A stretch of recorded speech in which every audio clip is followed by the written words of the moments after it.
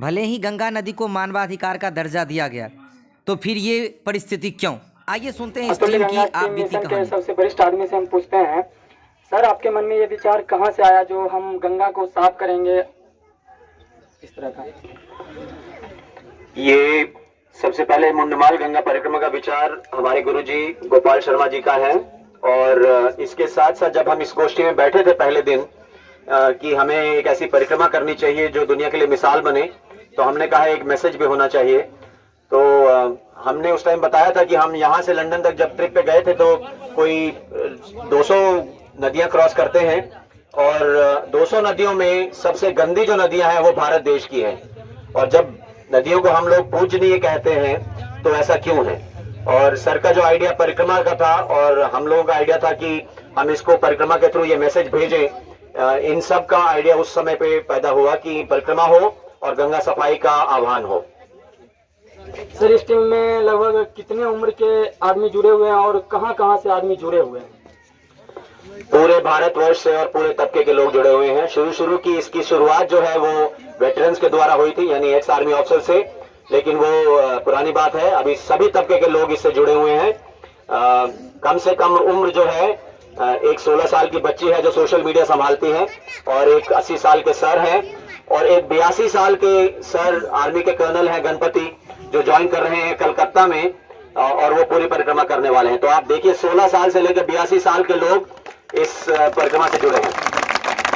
Sir Ganga को तो माँ का दर्जा दिया गया है, उनको साफ करने के लिए आप पब्लिक लोगों से क्या कहना चाहेंगे? माँ और देवी का दर्जा है, और माँ और देवी का दर्जा हमारे हृदय में हमें लग रहा है हम भूल गए हैं, वरना माँ और देवी को कभी कोई गंदा नहीं करता है।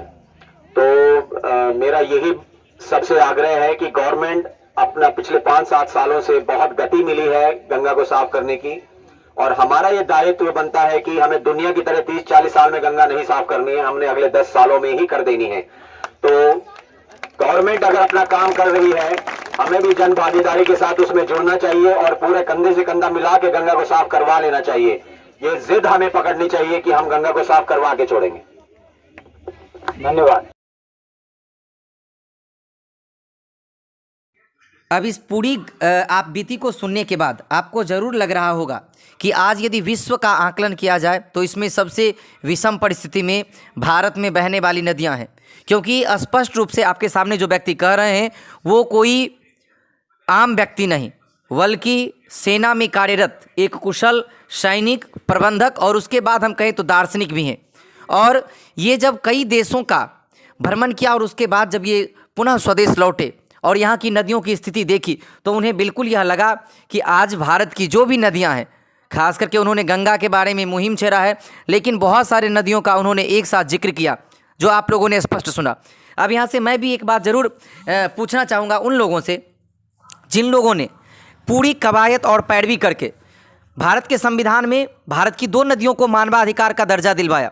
बहुत सारे योजनाएं चली, चाहे वह नमामि गंगे हो या फिर गंगा स्वच्छ करने के लिए मंत्रालय बने गए, बहुत सारी परियोजनाओं का क्रियान्वयन किया गया, लेकिन आखिर सब आहिस्ते आहिस्ते उस बंड पोट्री में ही क्यों रह गई कि आज भी गंगा को स्वच्छ करने और गंगा की जो अविरल धारा है उसको पूर्ण रूप से प्रवाहित होने की यदि बात हम करें तो उसमें कहीं ना कहीं बाधा है, कहीं ना कहीं गंगा का जल आज भी दिन दूना रात चौगुना प्रदूषित हो रहा है। इस बात से हम और आप कोई नहीं मुंह मोड़ सकते हैं।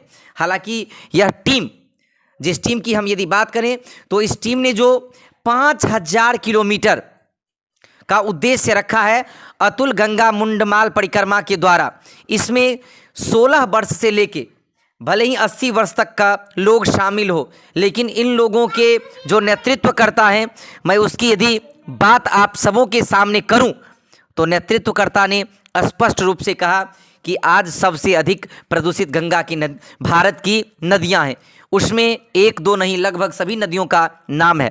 अब क्या हम ये कह सकते हैं कि ब्रह्मांड की जो हरियाली जल के प्रकीर्णन के कारण दिखती है, भविष्य में यह दिख पाएगी? हालांकि आप लोग अपना कमेंट जरूर हमें लिखेंगे, और यदि अभी तक आपने हमें सब्सक्राइब नहीं किया तो सब्सक्राइब कर लेंगे, और यदि आप फेसबुक पे देख रहे हैं तो हमें फॉलो कर लेंगे। धन्यवाद।